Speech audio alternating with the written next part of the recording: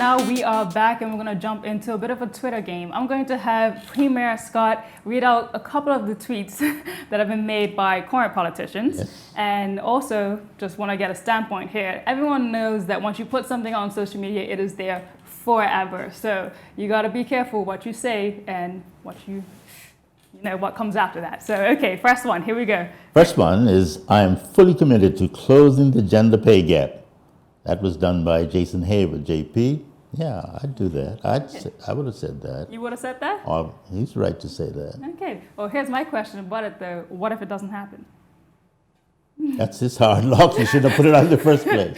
No. Therein lies the challenge. Remember I said earlier, you're putting out information. Put out information that you know you're going to be able to back up, or don't. You could hurt yourself or help yourself. Mm-hmm. If he is seen to fight on that, then he's going to help himself. He's branding himself.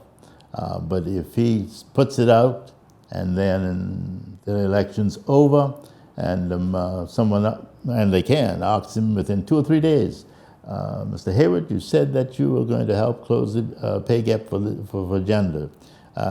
When do you start? Well, and not that he would say this. Okay. Well, we have to do plans, and we have to think about it. I want to take it to shouldn't have put it out. I suggest that to anyone who asks, I say, when you say a statement, I'm going to do it, already have done it. So therefore, you know it's going to come true. When you put out, we're thinking about closing the pay gap between genders. It's something we want to work on. I would have it done. And then, in 4 or 5 days, I said, we had mentioned that we're going to commit to the closing pay gap. This is what we've done. We've set up a committee, and they're going to report next week.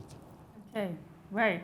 So yeah, because when you put this out, even I was just like, that's a big commitment to make. Yes. And I was concerned myself, well then, who's going to be a part of it? Who's going to do things with it? Like all that he would have, I would hope that he has it all the answers sorted out. All right, here comes the next one. Okay. I'm glad this wasn't around when I was there.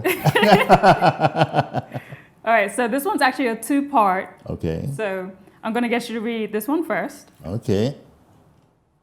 Oh, this is a book. I sent this letter to Craig Kennedy today. In the interest of transparency, I am sharing it with the public. Over the past 4 months, I have continued to reach out to be bipartisan and transparent. I hope that we can continue to work together in the best interest of Bermuda DB. Okay, so that was the premier, and that was actually following his statement about the by-election that OBA wanted to have another by-election. And so his statement was to ask the opposition leader as to, will you be having another one following this? And stating to the whole public that these by-elections cost $30,000 each. How many more are you trying to have? So he was trying to get that answer and saying that he wasn't able to get connection. And here's the response from the opposition leader. Mr. Premier, please do not get sidetracked by fake news. We need you to concentrate on fixing the economy. If you want me to help you know my number, just what WhatsApp me. Exactly. See, it's a new language now for me. Just WhatsApp me, yep. What do you think about that interaction of the leader and then the opposition leader? Intriguing, because you tend to, or at least those two are beginning to now get it back and forward. And the audience, and who is the audience, it's limited, they're going to say, either look at those two, they should just meet and settle it, and there are folks who are being left out of that. For instance, that's the first time I think I'm seeing that exchange. But if it had been done in the conventional way, print, statement, to the broader public, I'm on board. Now I'll hear about that through my son, who's always on the social media, and so look how an important exchange can get watered down in today's society between a generational audience.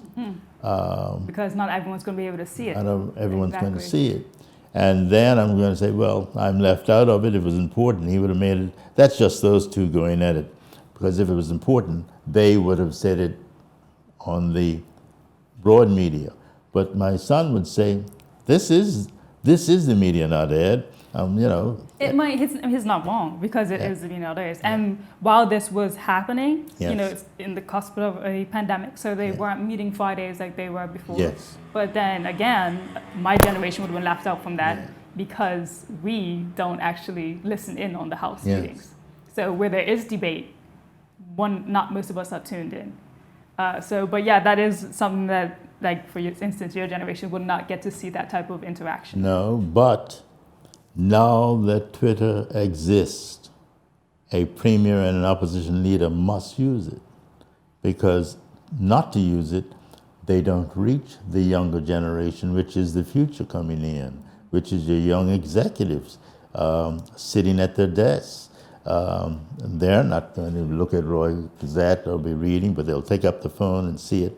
And so therefore, the communication,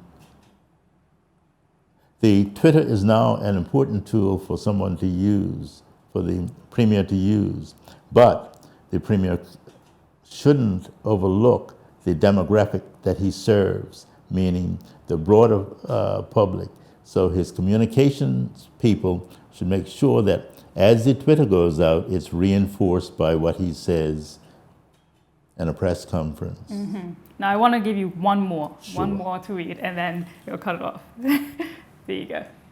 All right, what do we have here?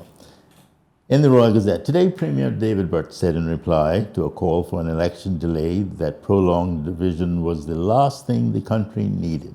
So why call an election during hurricane season and a pandemic in the first place?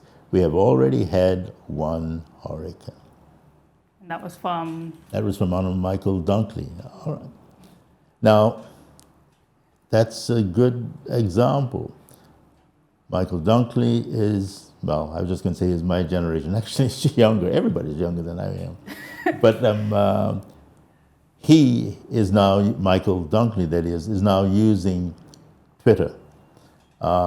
He's not saying, oh, well, I don't use social media. I'll just put this out on the Royal Gazette, full stop. And so he's right to use it. Again, I may or may not have, as a consumer of information, I may or may not have seen it. And so that becomes, again, an exchange that takes place away from A different generation. a different generation, which I keep saying away from a different generation. I keep saying those who use and those who don't. It might be instructive for someone to literally try to determine how large, how small, who uses the social media and who doesn't. Okay. And then all it will do is give you a roadmap, a communication roadmap as to how you not ignore social media, but how you integrate the social media into your, let's call it formal print, broadcasting, and then you know how you're reaching, who you're reaching. And more people. Yeah, because Exactly. the language probably changes on social media. You're talking to a younger generation who don't want a speech. I mean, it has to change too because the characters are It's just so so short. small. Yeah, Exactly. yeah. All right, so, okay, we're going to cut that game now. Thank you so much for joining us, and we'll be right back, so stay tuned.